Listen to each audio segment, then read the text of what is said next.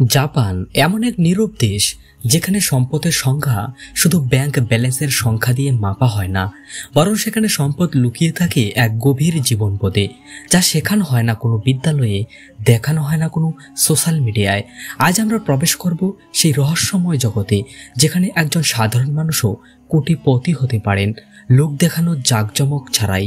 প্রস্তুত হও, কারণ আমরা বলতে যাচ্ছি জাপানের সম্পদের 5টি গোপন কথা, যা তোমাদের জীবন বদলে দিতে পারে।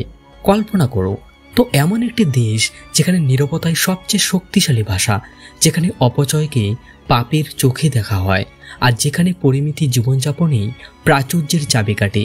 এটি কোনো রূপকথার রাজ্য নয়, এটি জাপান। আজ আমরা সেই জাপানের গভীরে ডুব দেব, খুঁজে বের করব সম্পদের সেই 5টি গোপন রহস্য, যা শতাব্দীর পর শতাব্দী ধরে জাপানিদের সমৃদ্ধি দান করে আসছে। এই জ্ঞান শুধু তোমার আর্থিক অবস্থায় নয়, তোমার জীবনকেও নতুন আলোয় আলোকিত করবে। তবে আসো আমরা জাপানের এই সম্পদের স্বপ্নের সঙ্গী হই এক নীরব অথচ গভীর প্রভাব বিস্তারকারী যাত্রায়। প্রথম রহস্য, কাকিবো মানে সঞ্চয়ের শিল্প। সময়টা 1930 সাল।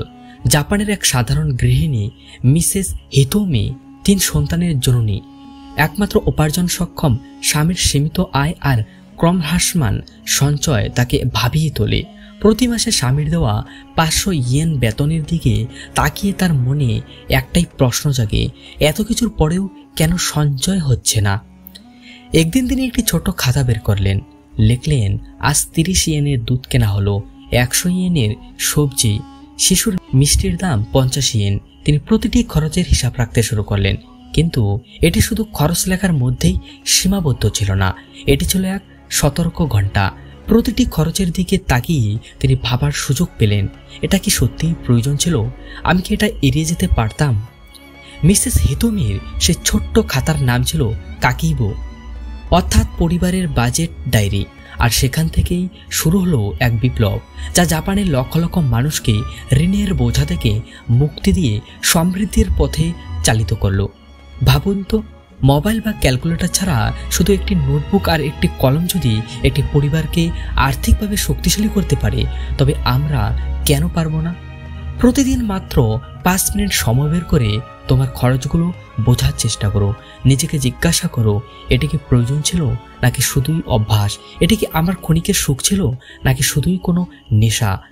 পরিসংখ্যান বলছে 2018 সালে কাকিবো ব্যবহারকারীরা অন্যদের চেয়ে 30% বেশি সঞ্চয় করেছিল, এবং এর ধারা প্রতি বছরে অব্যাহত রয়েছে। 76% জাপানি নারী আজও এই কাকিবো ব্যবহার করেন। কাকিবো জাপানিদের বিশ্বের সবচেয়ে সুশৃঙ্খল সঞ্চয়কারীদের মধ্যে অন্যতম হিসেব পরিচিত করছে। মনে রাখবে, টাকা উপার্জন করা কঠিন নয়, কঠিন হলো তাকে বাঁচানো, এবং আরও কঠিন হলো বুদ্ধিমানের সাথে খরচ করা। কারণ আসল সম্পদ তখনই তৈরি হয় যখন তুমি টাকাটিকে নিজের নিয়ন্ত্রণে রাখবে, টাকার দাস হয়ে নয়। কাকিবো কেবল একটি বই নয়, এটি একটি অভ্যাস, একটি জীবন দর্শন, একটি আয়না যা তোমাকে তোমার অর্থের আসল চিত্র দেখায়। তাই আজই একটি কাকিবো সংগ্রহ করো এবং লেখা শুরু করো। যোগ দিন সেই নীরব বিপ্লবে, কারণ প্রথম পদক্ষেপেই তোমাকে দেখাবে সত্যিকারের সম্পদের পথ। দ্বিতীয় রহস্য, মোতানাই, অপচয় নয় উপলব্ধি। জাপানি সম্পদের দ্বিতীয় অন্যান্য রহস্যটি হলো মোতানাই।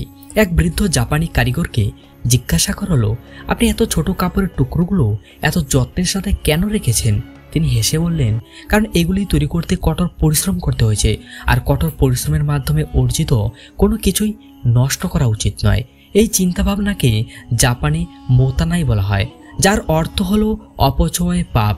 আমরা কত জিনিস ফেলে দেই, ভাবুন তো, জামা কাপড়, জুতা, বাসনপত্র, এমনকি সময়, টাকা আর সম্পর্কও। জাপানি ভাষায় আমাদের শেখায় যে প্রতিটি জিনিসেরই একটি আত্মা আছে, প্রতিটি জিনিসের পিছনে কারো না কারো কঠোর পরিশ্রম আর অনুভূতি লুকানো থাকে। যখন আমরা কোনো জিনিস ফেলে দেই, তা শুধু বস্তুর অপচয় হয় না, সেই অনুভূতিরও অপচয় হয়। জাপানের স্কুলে বাচ্চাদের শেখানো হয় তাদের প্লেটের খাবার শেষ করতে একটি দানাও যেন নষ্ট না হয়, কারণ সেই প্রতিটি চালের দানার পিছনে রয়েছে একজন কৃষকের অক্লান্ত পরিশ্রম, প্রকৃতির আশীর্বাদ। এখন ভাবো, যদি আমরা টাকা দিয়েও মোতানাই কিনতে না পারি, প্রতিটি প্রয়োজনীয় খরচ, প্রতিটি অপ্রয়োজনীয় এমআই, প্রতিটি অব্যবহৃত সাবস্ক্রিপশন, এগুলি সবই এক ধরনের অপচয়। প্রতি মাসে তোমার অজান্তে যে টাকা খরচ হচ্ছে তা তোমার সন্তানের ভবিষ্যতের জন্য সঞ্চয় করতে পারতে, একটি বই কিনতে পারতে, অথবা তোমার কোনো স্বপ্ন পূরণ করতে পারতে। মোতানাই তোমাকে শেখায় সবকিছু খুব মূল্যবান মনে করতে, কারণ সবকিছুই কোনো না কোনোভাবে তোমার কাছে ফিরে আসে। আমরা প্রায়ই বলি টাকা কম পড়ে, কিন্তু কখনো কি ভেবেছো যা আমাদের আছে তার মূল্য কি আমরা দেই, নাকি আমরা অযথা তা হারিয়ে ফেলি? মোতানাই শুধু একটি শব্দ নয়, এটি একটি সতর্ক বার্তা, একটি মন্ত্র যা আমাদের মনে করিয়ে দেয় আমাদের যা আছে তাও অমূল্য। তাই আজ থেকে যখন কোনো জিনিস ফেলে দেবে, একবার মোতানাই বলুন। এই একটি শব্দই তোমাকে কৃতজ্ঞতা আর সমৃদ্ধির পথে চালিত করবে। আর হ্যাঁ, যদি এই ভিডিওটি ভালো লেগে থাকে তবে ফেলে দেবে না, শেয়ার করো, হয়তো এটি কারো চিন্তাভাবনা পরিবর্তন করতে পারে।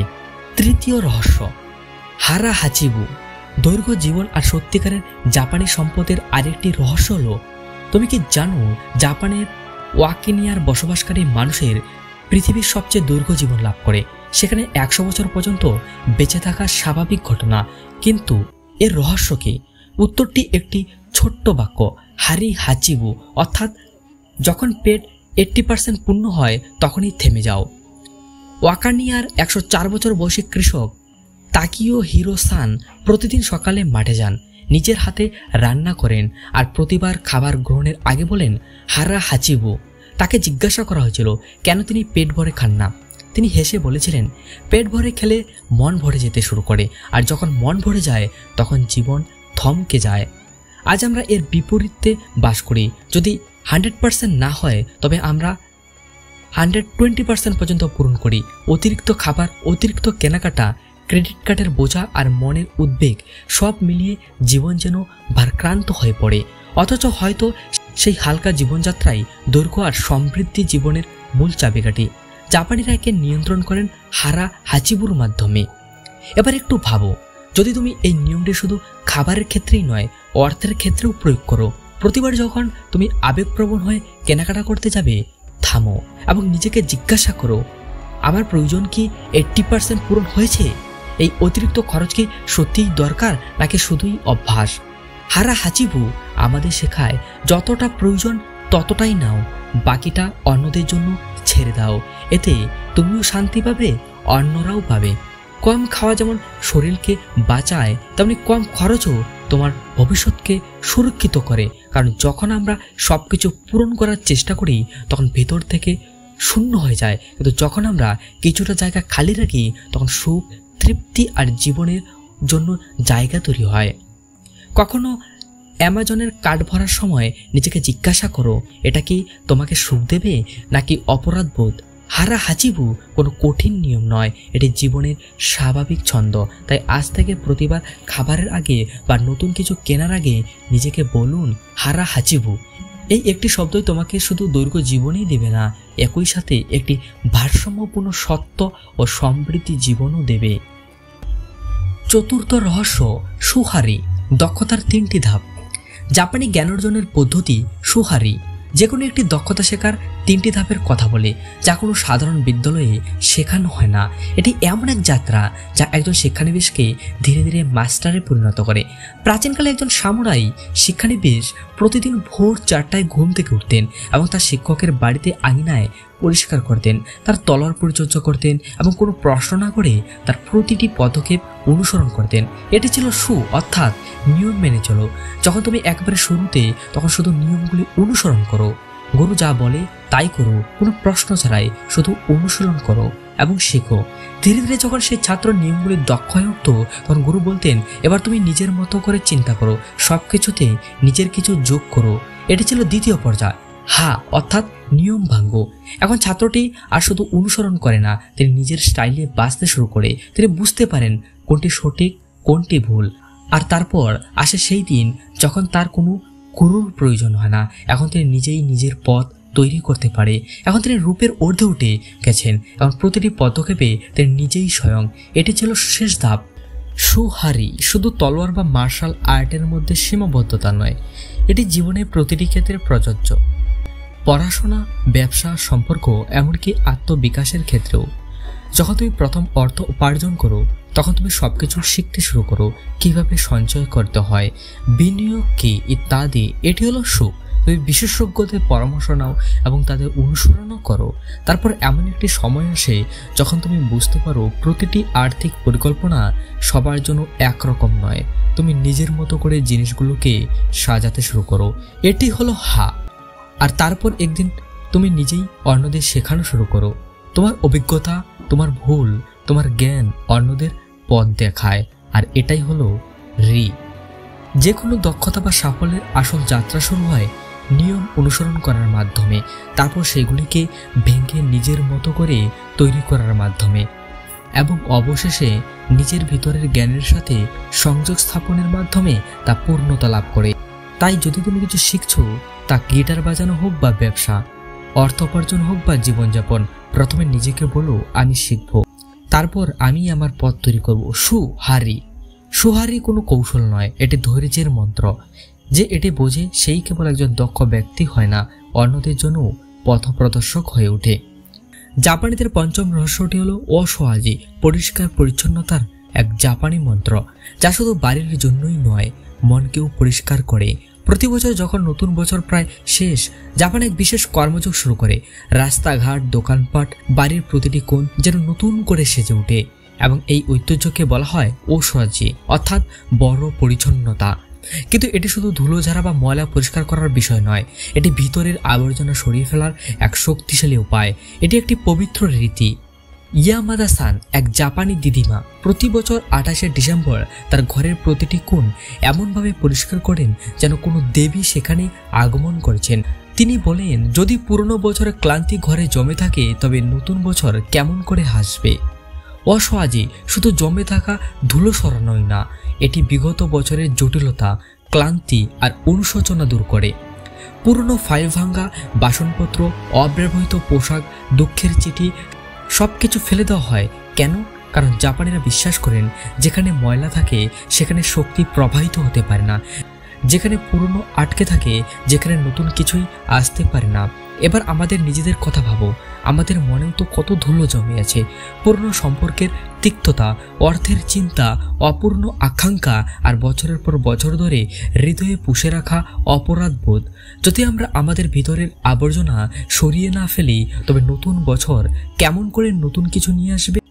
যখন তুমি তোমার ঘর পরিষ্কার করো তখন সেখানে এক নতুন বাতাস বইতে শুরু করে, এক নতুন আলো প্রবেশ করে।